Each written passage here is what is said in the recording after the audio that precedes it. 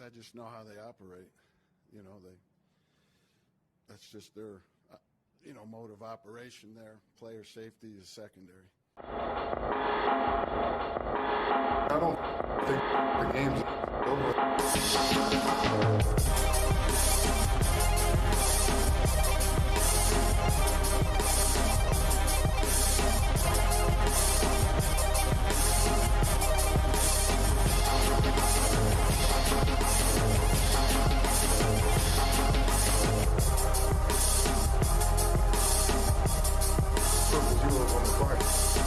Spicy words from the head coach of the Denver Broncos, Vic Fangio, towards his opponent last Sunday, John Harbaugh of the Baltimore Ravens, head coach of the Baltimore Ravens, when discussing them chasing the rushing record. We'll get to that in a second. This is Triple Zeros, the anti-hot take sports show. I am your host, Josh Buckhalter. Be sure to follow me on Twitter at JoshGBuck. Hit up the Facebook page, Clocker Sports, website, clockersports.com, and the email address is clockersports@gmail.com. Like I said, we'll get to that in a second because that was last week. We'll talk about how that affects this week. But we had a game on Thursday between the Los Angeles Rams and the Seattle Seahawks. Seattle fell to the Rams 26-17. But the story coming out of this game is not going to be the final score, despite the fact that it was a divisional game that Seattle really kind of needed because even though they snatched victory away from the 49ers last week, they've been kind of up and down and don't look like anything like the team that people thought they would be coming into the season. So the big story coming out of this game, Russell Wilson banged his hand on the helmet of Aaron Donald, and that was the end of his night. It looked so, not to poke fun at his injury, but he was being compared to Booger McFarland's finger. If you've ever seen the broadcast on ESPN, you've seen how mangled Booger McFarland's finger is, and that was the comp that Russ got. The thing about it is, you're not going to be he's never missed a start in his career. However, that's very much in jeopardy with how banged up his finger was. He couldn't move it. It was pretty gross looking. But Geno Smith came in. Geno season came in and actually, got them back into contention in this game when it looked like the Rams were just going to kind of run away with it towards the end there. It was a slow starter and really one of the more boring contests. However, and I put this towards my betting because I know better. I knew better than this, right? Than to legitimately put anything on, or to not take the under on this. Excuse me, I'm getting sidetracked because I put money on Tyler Lockett to score a touchdown, thinking that it'd be DK following, or Jalen Ramsey would follow DK. He ended up sticking to it and kind of facing both of them evenly, but DK ended up getting the better end of his matchups on the night. Tyler Lockett caught a lot of passes, had a touchdown, called back, caught another one in the end zone, or ended up dropping it in the end zone. So there were chances there, just didn't happen. It was just a weird game more than anything. There was a double punt attempt that was by the Seahawks that the refs didn't call. There was a point in time where Sony Michel got 8 carries on a 10-play drive. Sony Michel, backup running back for the Rams, by the way. It was just a really weird one. Matthew Stafford had a finger injury at one point. He ended up going with tape. It just was a weird one. But again, the story going forward is going to be Russell Wilson and how healthy that finger is that looked pretty gross on the way down. Geno Smith finished this game 10 of 17, 131 yards, a touchdown, and an interception. That interception that he threw, by the way, wasn't his fault. He was already ripping it. Tyler Lockett had fallen. Now, they're saying that he got his feet tangled up, but it looked more like he tripped over his own feet, if anything. So I'm not really going to sit there and say that the defender got in his way or there should have been a PI or anything like that. I just think he kind of got the turf monster, if we're going to be completely honest. But that pick is going to be on Geno's record, and it really shouldn't be because he really played one of the better games that I think I've ever seen. Now, granted, LA did not game plan for him, and you know how that can often work out for the guy coming in. But I will say that Geno did a very good job in relief of Russell Wilson. DK Metcalf, 5 catches, 98 yards, 2 touchdowns. The dude, when he wants to, is unguardable. Maybe he doesn't do it all the time, but when he wants to be, there's nothing you can do. The first touchdown was one where he cut across Jalen Ramsey in zone and muscled his way into the end zone. And then the second one was something like DK is a grown man out there. And so, it's weird for Seattle to be as talented as it is and to end up usually being as mediocre as they are in terms of maybe even just, if you want to say among I'm sorry, the second touchdown was a little bit easier than the first one. Anyway, if you want to just say among playoff teams, they're not one that you get overly excited about. They're there, and they're tough. But do you ever feel like they have a chance to win the Super Bowl? I haven't had that feeling for quite some time. So they're just a really weird roster. This loss takes them to 2-3 on the season. Rams move to 4-1. We'll see what they do, going forward. But the Seahawks usually they start off hot and then they fade. If they're starting off bad, do they have a run coming? Maybe. But we have not seen that from them. We haven't seen them get stronger as the year goes on. Maybe certain parts of their team have gotten stronger, but they typically haven't. And now you're going to possibly be without Russell Wilson for a couple of weeks, a week or two. Tough, scary hours if you're a Seahawks fan. Matthew Stafford, 25 of 37, 365. Full year on the passing yards, a touchdown, and an interception. So, I mean, look, It was a good game, but it was weird. Like I called it boring and like slow, but it was just weird. Just so many weird things. Like they were really conservative in the first half. Neither one of them operated as their usual selves. It's just weird. It's a weird series. I will say this has been one of the weirder series, even predating Sean McVay, since Russell Wilson has been there with Seattle. Facing the Jeff Fisher Rams that were still in St. Louis, right? It's been kind of weird. So I don't know if there is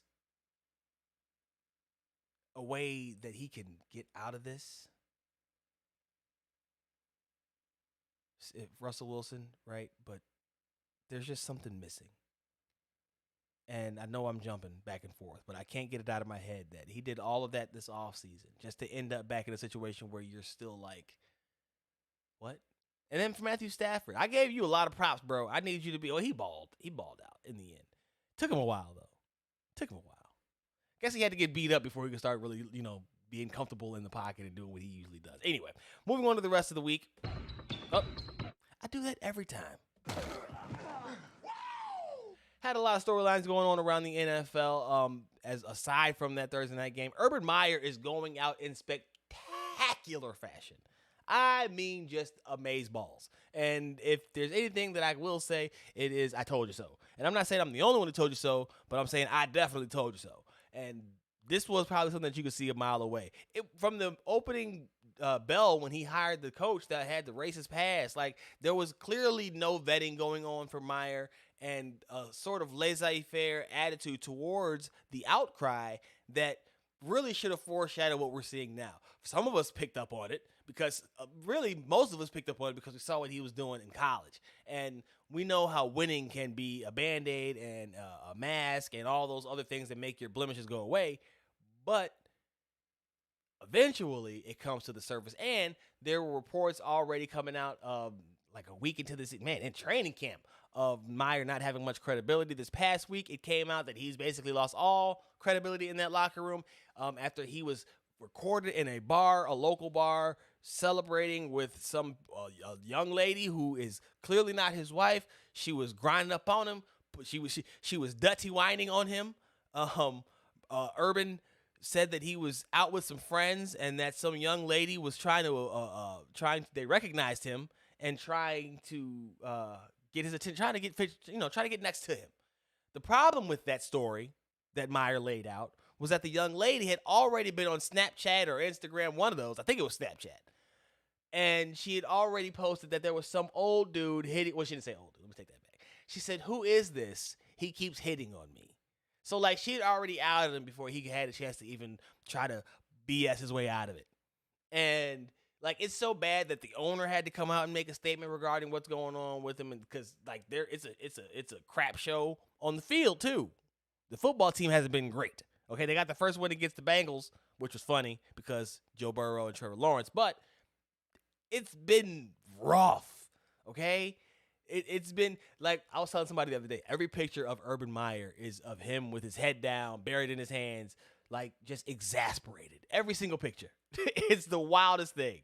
And I know, listen, I understand. That's the ones that are circulating. I get that. They're still the ones that are circulating. Like, that's the ones that you see. So this is something that I've talked about on previous episodes. Again, I'm not the only one who saw it coming, but I definitely saw it coming. And who knows how much longer if he says he has no intentions of stepping down. He thought about it, but won't do it. His wife had to release a statement.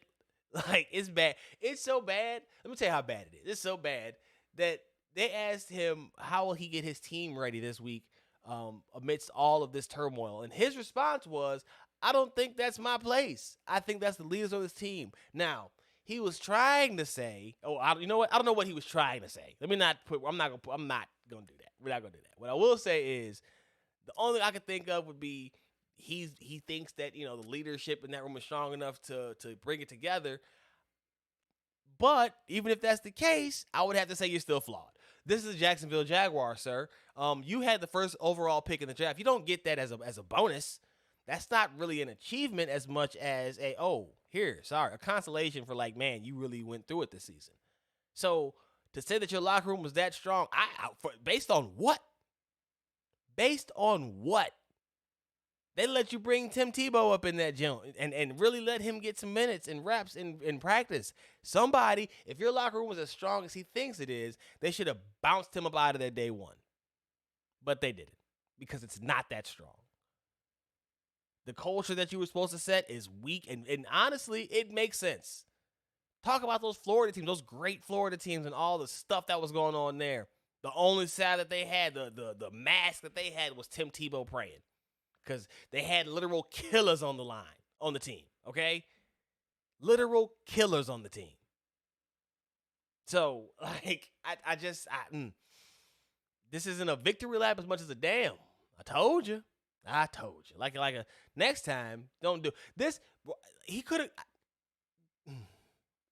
I always harken back to Nick Saban going to the Miami Dolphins and talk about how he was in it for the long haul and he wasn't going back to college. And then he was back in college so fast that it would have made your head spin. Meyer is heading towards that path. Who knows where he goes? There was a survey that came out that the majority of college coaches don't even want him. So this is very interesting and a very weird sordid story that go home, Urban. You are not, like, you've already taken enough L's, bro. Just go home. Oh, man. Anyway, so back to the story du jour, right? The line that you heard there, we'll give it to you one more time. Because I just know how they operate. That's just their, mode of operation there. Player safety is secondary. So that's Vic Fangio, and it comes from a larger soundbite talking about John Harbaugh and from their game this past Sunday, where the Ravens accomplished something that I don't think anybody was aware of outside of the team, maybe, or the diehard fans, or whatever the case it is. And honestly, good for them. So 43 games, if I'm trying to make sure I got the number of games correct. Yeah, 43 consecutive 100-yard games. That's across 3 seasons, mind you. 16-game season, that's 3 seasons worth. Well, not full seasons. You're 5 games short. They might still get it. But 43 consecutive games with 100 yards rushing as a team. The game was out of hand. Okay, they won this game 23-7 against the Denver Broncos. And in the waning moments, they got 3 yards, I believe it was, on a little carry with Lamar Jackson and to get the record from the Pittsburgh Steelers. And it was a big thing for them in the post-game press conference. That's what Vic Fangio had to say. And here's the full comments, just in case. Well, not the full comments, but here's that portion of what he had to say in full. Did you have a problem with the last play that Baltimore ran? Yeah, I thought it was kind of bullshit, but I expected it from them. I've 37 years in pro ball. I've never seen anything like that. So, but it was to be expected, and we expected it. Why did you expect it from them? Because I just know how they operate. That's just their, mode of operation there. Player safety is secondary. Is that something anybody even really talked about, that they had 42 straight or whatever the number was, 100-yard games? We didn't talk about it during the week, but I'm sure the players were aware of it. You guys made them well aware of it. What did you think about the no calls or no? So that's Vic Fangio, and I thought it was bullshit. What else you want him to say? Okay, here's what I'll say about this. I am not the level of athlete to have been close to a century mark, 1,000-yard season, touchdown records, whatever the case may be. That wasn't me. What I will say is, if I was a player and I was close to some kind of record like that, like getting my name etched in the books in history, because a lot of these guys, right, a lot of players won't get that. You have to understand that first and foremost. Most of them won't get that, okay? So other than being in the roster for history, which is great, it's an achievement in and of itself. But this is something special that you did while in that field. So to get your name in that book, to be part of the team that was setting that record, is an accomplishment that I think players would appreciate. Because we've heard stories. You've been a fan and watched the play. What was it, Adrian Peterson? Who was it that needed 2,000 yards not that long ago? And it wasn't Adrian Peterson. That would have been a long time ago. Derrick Henry. Somebody needed 2,000 and they took him out. Todd Gurley. Oh, it's gonna eat me up now because I didn't think about this beforehand, and I should have, because you've watched it, you've seen it. If you're a fantasy football player, you've had a guy get all the way down the field just to have his backup vulture a touchdown. You've had him get 90-something yards. You needed 100 to win the game. Okay? If you've just watched the game, you've had your favorite player. You've had him be 90-something yards. Like, oh, come on, coach, get in that 100 yards so we can have his streak alive. Right? Think about players. Do you think players don't care? Listen, they might not be the most important thing, and if you ask them in a post-game, they probably deny it to the death. But it matters. It definitely matters. And so for Harbaugh to be cognizant of that in a game that he could have easily just been focused on the next week because they'd already had it in hand, to say, hey, you know what? In a situation where, admittedly, that he's exposing his quarterback to undue risk, I will grant that. But no more than the rest of the game. And Lamar puts himself at risk every time he takes a snap. And I mean by his running. Now, he's been asking for more protections for QBs. Well, that's another story for another day. But that's what you want in your head coach. He's aware of the situation. He's aware of the bigger picture. And as far as Fangio goes, Harbaugh had the perfect retort for him. Hey, man, you were throwing in the waning seconds. What was it, 16 seconds, 10 seconds, something like that left on the clock? They were chucking towards the end zone. So Harbaugh said, you know what? We're going to get the record on you then. They kept it going. They were short. They were short. I think they would have gone for it anyway. But you still throwing at the end zone? You still playing? We still playing. Listen, Fangio, he kind of gave the game away saying that he's been in this league for so long. Well, then you should have. Listen, hey man, no love lost. Now the whole player safety thing is secondary, and that's how they operate in Baltimore. That's like the most anti-Baltimore thing I've heard. It's interesting though to hear coming from Fangio, a guy who has been around enough to know. But it's definitely not something that I think anybody's really just been, oh, yeah, no, that's how it goes in Baltimore. That's not what you really associate with them. Interesting twist and a budding feud that I hope continues for a long, long time because I love it. That's great. That's just good stuff from Fangio. That's just bull. That's bull. OBJ and Baker Mayfield are the new Tony Parker and Kawhi Leonard. All right, I'm exaggerating. But OBJ did come out and talk about his rotator cuff injury that he's been dealing with for the past decade. Yeah, he said he's had it for 10 years. Talking about Baker Mayfield's rotator cuff injury that he's got, torn labrum, whatever. Torn labrum, excuse me, I think it is. Same thing? Whatever. I'm not a doctor. He's got an injury. It's in his non-throwing shoulder. He's not doing surgery. OBJ went on to talk about how he has gone on for a decade without getting surgery, but it hurts. If you recall, Tony Parker came out and talked about Kawhi Leonard, who was dealing with the quad injury, saying that his quad, Tony Parker that is, was much worse than Kawhi's and that he was back in much less time. That ended the way it ended. Kawhi is now a Clipper. And he was a Clipper. He was a Raptor before that, and that was, the beginning of the end, really, for that whole relationship. Now, this is not that. Let me make that clear. The Baker and OBJ thing is not that, but it is interesting that the Baker stuff is happening and OBJ is coming out with this story. Now, maybe it is that. But we do know that OBJ and Baker have struggled to connect. He had a good game in his first game back, coming back from ACL surgery, but has not really made the big impact and really hasn't since he's been in Cleveland. It was never a good fit. Let's just be honest. OBJ needs a slinger to throw him the ball. Somebody's going to throw him the ball a lot, and that's just not the Baker Mayfield way nor the Browns way. So move on and be done with it. But again, it's just funny that he came out with that story right when he came out with it.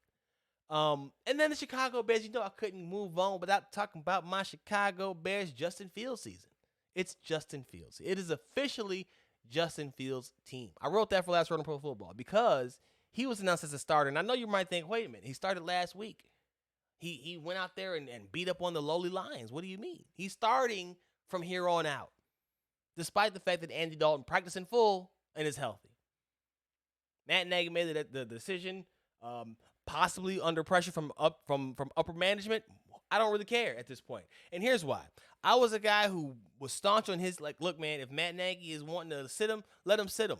It wasn't because I thought Matt Nagy could do it the right way that way. It's because I felt like, hey, man, if he's comfortable that way, then do it that way. On top of the less impact he can have on ruining him, the better. Now, we don't get that luxury of the second part. He's going to be playing.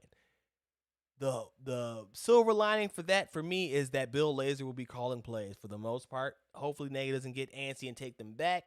Hopefully, he focuses on being the grown-up in the room more often than not, right? The overseer. No, that's a bad choice of words. The CEO of the entire operation. How about that? That was a horrible choice of words before. We're going to go with this one. CEO. Anyway, and let his coaches that they've raved about, let them do their jobs. And I think that Lazor will do that. Now, he gave that really weird Nagy press conference after the win where he kind of snatched praise from his own praise of Lazor, but was much more humble when he came back out throughout the week. And I think he's realized that this granted him more time. There's just more time. You're not with Fields, as long as Nagy doesn't look like he's completely out of his element, which is, listen, not out of the realm of possibility, okay? We've seen him struggle to adapt, right? But now he's delegated that responsibility to Lazor. So as long as the process, not necessarily the play, if the process still remains on track and everything looks okay, Nagy bought himself more time. That's on top of the fact that I don't necessarily think he came into this season, as shaky as most wanted to believe. I just don't. This is not that organization. I think they would have thought about that at the end of the year if it went south. But the ability to go up and get, first of all, before getting Fields, it didn't seem that way because of how they were operating. But once they got Fields, they definitely weren't going to let them go after 1 year, in my opinion. And now, with this change, he might have got himself 2 years. Who knows? Who knows with this organization? But I do know Justin Fields will be starting for the Chicago Bears on Sunday. It's a new day. It's interesting, though. He gets not his first official start, because he started last week, like I said, but this is his official, starting quarterback. This is your job going forward. So it's his first game in week 5. Mitchell Trubisky got his first start in week 5. So I found that funny. Just a little interesting little tidbit. Switching gears. Toronto laws could mean a $750,000 fine and or up to 6 months in prison. You probably need to reverse those for players who break quarantine while they are in our neighbor to the north. This is very important because we have several players who are refusing to get the vaccine and talking about it openly. Many players have gotten it, but most of them, even at best, at worst, I'm not sure how you want to view it, it's up to you, are supporting those who are chosen not to, who have spoken out against it. Michael Porter Jr., I believe Jonathan Isaac spoke against it, saying that he had it and the effects were this, that, and the third. Most famous, Kyrie, who D'Angelo Russell said was goated for his stance. And Kyrie has been kind of ridiculed of late for his choice of sources where he's getting his information. But, the Toronto law is going to heavily come down on people. Now, I would wager a bet that we won't see a 6-month prison stay for an NBA player. But that $750,000 fine, yeah, that's coming. That's coming, fam. They want that. American. They'll convert it. They want that, though. Run it. Cash that check. Anyway, like I said, Kyrie is a non-vax person. The Nets are unaware of his status, and they have officially listed him as out and ineligible because of NYC's vax requirements for indoors. This is they are now the third after LA joined San Francisco, which we'll talk about in a second. One of the other places that were keeping people from being indoors without being vaccinated and all that kind of stuff. All that stuff that you probably haven't heard anything about. You surely haven't heard anything about vaccinations. I'm sure you haven't. No, couldn't be. Anyway, so Kyrie has not said whether or not he will. He's pretty much basically made it clear that he won't, and thus has become ineligible to play in home games this year and will be sacrificing a lot of money while doing so. We'll see. Kevin Durant said that he envisions Kyrie with the team, but they are clearly already preparing to be without him going for at least for the immediate future. Andrew Wiggins, speaking of San Francisco, with the Golden State Warriors, caved and got his shot done. And now I say caved because he made it clear that he did not make the decision of his own volition. It was either this or not play in the NBA. And as many will sympathize with, his stance was it's either make a living, earn my living or not. And I think that's a very understandable take. I'm of the stance that I think both sides are actually correct in this situation, which I hate being that person. But honestly, a private company, private entity has every right to do how it sees fit. Now, a lot of this is, again, NYC, LA, and San Francisco. That would not be private entity. So that's where it gets murky for me. But private entity has every right to do it the way. You have every right to refuse, and you guys have every right to not interact with each other. So if it was the NBA team or even necessarily the arena that wanted to do it, and Wiggins stayed his course, no. I don't see anybody as being at fault or being wrong in the situation.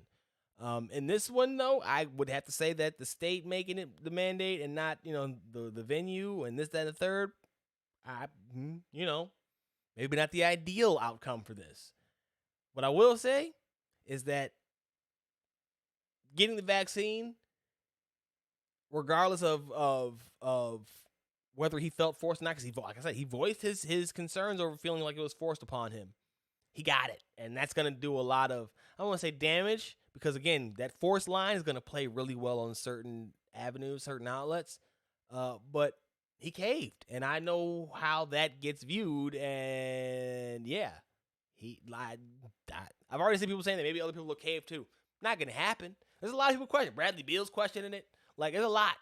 Bradley Beal had some of the funny quotes because he was just saying stuff. He was just saying stuff. He was just talking. Wiggins and Wiggins, to be fair, Wiggins had one of the better responses in that it was personal for him. And I know everybody says that if they say it's personal, it means that they didn't. That's fine. But I also know that, like, the forcing part, right? That forced. That's a tricky subject, man. You get into some very sketchy gray area. And so that's why I understand both sides. But again, or why I understand Andrew Wiggins' viewpoint and the likes of guys like Draymond who got praised for supporting him. I will say this. Draymond made the comparison between getting the vaccine and missing a game to go see your child's birth. And I'm not sure where we went wrong in this country when it came to analogies and similes and stuff like that. But see what I just did there? But we're way off base. The comparisons have gotten out of hand. We know what everybody's favorite comparison with something bad is compared to something, what one other really bad thing that happened in history. We'll leave that out. But now we're just comparing anything. It's like me telling him to not go. Me telling him to go get the shot is like telling him not to go see his child's birth to play in the game. I don't even know how we got here. I know where we started, and I see where we ended up. But why? And he was getting praised for it. We got to stop that, man. Fake depth ain't depth. All right. What did Jay-Z say? Just because you understand him doesn't mean that he's nice. It just means you don't understand all the BS that he writes. That's what we have happened a lot, and a lot of people elevate these quotes like, man, that's some deep. No, it's not. It's not deep. He didn't say nothing. And I agree with the basic premise that I'm not going to tell that man what he can and can't do or what he should and should not. I agree with that, but don't stretch for the analogy. He was Armstronging for that bad boy. Anyway, I digress. Ben Simmons taking note of the $360,000 full circle fine after he skipped a preseason game for the 76ers this past, Tuesday? I believe that game was Tuesday or Wednesday they played. 113-125, they won over the Toronto Raptors on Wednesday. 360, full circle. Now, here's what my problem with this is. Either Ben Simmons thought that the 76ers were bluffing, or they told him that they wouldn't pull the money. I'm not sure. I honestly don't know, because if anything, at the very least, his representation let him down.